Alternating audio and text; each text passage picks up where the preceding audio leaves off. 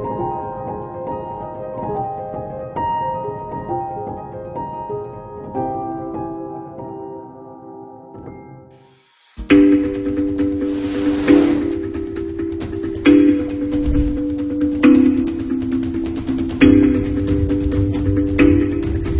now my honor to welcome President Faure Gnassingbé to deliver his remarks. Bienvenue, Son Excellence. Excellence, Monsieur le Président de la République du Rwanda et chers frères, ce sommet témoigne de notre volonté collective de ne pas laisser l'Afrique à la marge de la nouvelle révolution technologique qu'est l'intelligence artificielle. À l'ouverture de nos assises, je voudrais inviter à un moment de lucidité. Pour ma part, je voudrais vous faire part de quelques-unes de mes réflexions. La première de ces réflexions est que, dans un contexte international de plus en plus tendu, l'heure est au réalisme stratégique et nous devons en tirer les leçons. Dans ce contexte, il serait imprudent pour notre continent de fonder ses espoirs sur la seule bonne volonté et la générosité de nos partenaires.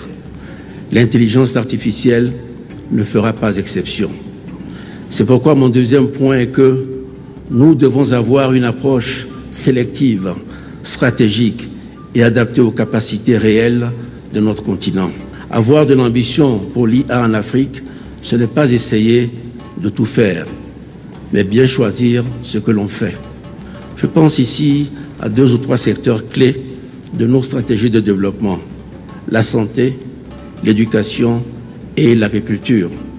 Cela m'amène à un troisième point. Il faut dès à présent protéger les atouts stratégiques de notre continent. L'Afrique a des ressources précieuses pour le développement de l'intelligence artificielle, une jeunesse nombreuse et dynamique, des données génomiques, culturelles et linguistiques d'une diversité exceptionnelle et des ressources naturelles critiques et rares. Ces atouts vont être naturellement convoités. Nous devons donc les protéger et les mettre en valeur.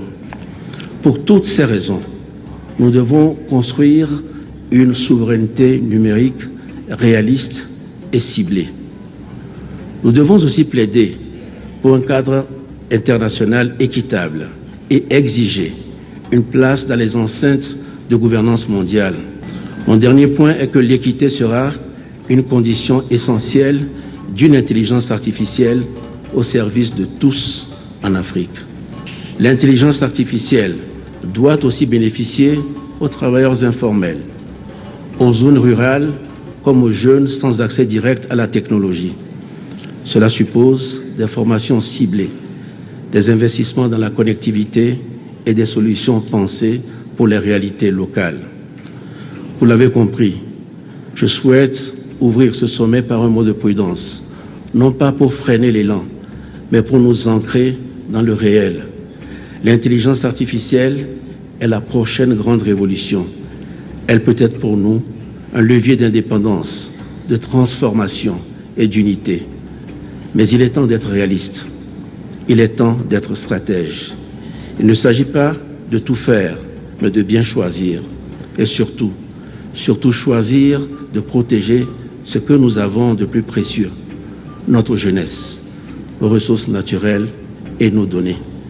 C'est avec cette vision réaliste, mais ambitieuse, que le Togo s'engage dans cette nouvelle ère.